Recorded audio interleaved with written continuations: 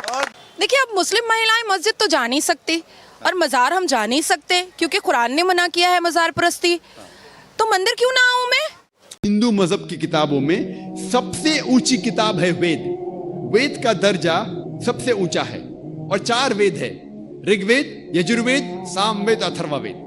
अगर आप पढ़ेंगे यजुर्वेद अध्याय 32 श्लोक नंबर 3, उसमें जिक्र है न तस्य प्रतिमा अस्ति। ये संस्कृत श्लोक है जिसके मानी है कि उसका ना कोई अक्स है, ना कोई तस्वीर है, ना कोई बुत है। देखना छाती क्यों देखता है और अपनी नजरें नीची कर ले, अपनी नजर में शर्म ले आ, तो तुझे फिर मेरे पर्दे का एहसास ही नहीं होगा। जाकर पूछो चाय वाले से। जिस तरीके से इस्लाम में लिखा है, अल्हम्दुलिल्लाह हिंदू धर्म की किताबों में भी वैसा लिखा है। ऋग्वेद किताब नंबर 8 पाठ नंबर 33 मंत्रा नंबर 19 में लिखा है, ए औरत, ब्रह्मा ने तुझे औरत बनाया है, इसीलिए नजर को नीची करो और जो आपके कपड़े जिस्म को छुपा रहा है वो जिस्म का हिस्सा मत दिखाओ। ऋग्वेद में लिखा है किताब नंबर 10 पाठ नंबर 85 मंत्रा नंबर 30 में आदमी औरत के कपड़े नहीं पहनना चाहिए। महावीर चरित्र पाठ नंबर 2 सफा नंबर 71 में लिखा है, श्री राम श्रीमती सीता से कहते हैं, परशुराम अपने बुजुर्ग है, आप नजर नीचे करो और पल्लों को सिर पे ढको। करके मुस्लिम महिलाएं जब प्रेग्नेंट होती हैं तो उनको कहा जाता है कि सूरह मरियम पढ़ें ताकि लेबर पेन में आराम होगा। और भी बहुत सारी चीजें बताई जाती। मैंने कई बातें सुन रखी है। एक बात तो ये सुन रखी है मैंने कि सूरह मरियम पढ़ने से हमल की तकलीफ कम होती है। इसकी कोई दलील नहीं, इसकी कोई दलील नहीं। गो मरियम अलैहिस्सलाम जो है ईसा अलैहिस्सलाम की वालिदा थी, वो तमाम चीज़ें हैं, उनके पैदाइश का वाक़या है, लेकिन इससे हमल की तकलीफ़ कम होती है, इसकी कोई दलील नहीं।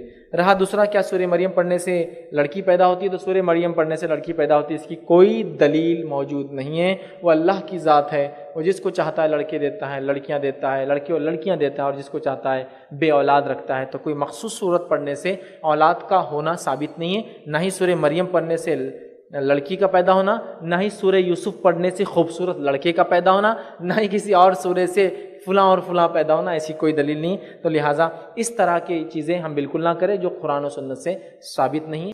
अगर मान लीजिए मैंने आपको कन्विंस कर लिया, कन्विंस करने के बाद मैंने आपको इस्लाम कबूल करवा दिया, तो अल्लाह की नज़र में और प्रॉफिट मोहम्मद सल्लल्लाहु अलैहि वसल्लम की नज़र में मैं बहुत अच्छी मुसलमान हो गई। अब अगर मैं मर्द होती, क्योंकि मैं औरत हूँ इसलिए मुझे जन्नत में भी कुछ नहीं मिलने वाला है, अगर मैं मर्द होती तो मुझे खूबसूरत तराशी हुई 72 वर्जिन हो रहे जिसकी वर्जिनिटी ब्रेक नहीं हुई है, वर्जिन हूरें मुझे आसमान पर मिलेगी, 135 फुट की होगी, जिससे जो छीकेंगी तो नहरें बनेंगी, थूकेंगी तो चश्मे बन जाएंगे। तो ये सारी ठरकबाजियां जन्नत में होंगी। मतलब धरती तो गंदा करके रखा ही है बच्चे पैदा कर करके, अब जन्नत में भी ठरक और बच्चे पैदा करने का इनको बहुत शौक है। सही बात। जन्नत में अय्याशी है, 72 हूरें मर्दों को मिलेंगी, ये तो अय्याशी है, शराब और ये। तो भाई हम कब कह रहे हैं कि अय्याशी नहीं है? जन्नत तो चीज ही क्या है? अय्याशी की तो जगह है वो। कि औरतों को क्या मिलेगा जब मर्दों को हूरें मिल रही हैं? कोई जन्नत जो औरत शरीफ होती है वो एक से ज्यादा मर्द की मुतलाशी वो होती नहीं है। आपको ये कहना चाहिए कि मोहतरमा, आपको अगर एक टाइम पे 2 मर्दों का शौक है तो ऐसी घटिया औरतें जन्नत में जाएंगी, इनमें शरीफ औरतें जाएंगी। शरीफ औरत की कभी ख्वाहिश नहीं होती कि मेरे एक से ज्यादा मियां हो। औरत बाय नेचर एक मर्द चाहती है। नेचर ही बिगड़ जाए तो नेचर बिगड़ जाए तो फिर औरत को औरत भी चाहिए ना। फिर तो वसीम को सतार, सतार को सुबुक्तगीन को अब्दुल शकूर को, ये तो अंग्रेजों में हो रहा है ना। एक आदमी को शौक ही मेल्स का है, अब वो कह रहा है जन्नत में जन्नतियों को हूरें मिलेंगी, मुझे तो शौक ही मेल का है, मुझे क्या मिलेगा? तू पहले ये तो साबित कर तुझे जन्नत भी मिलेगी कि नहीं मिलेगी। जिस औरत को एक से ज्यादा मर्दों का एट अ टाइम शौक है वो औरत नहीं है, वो नेचर से हटी हुई है।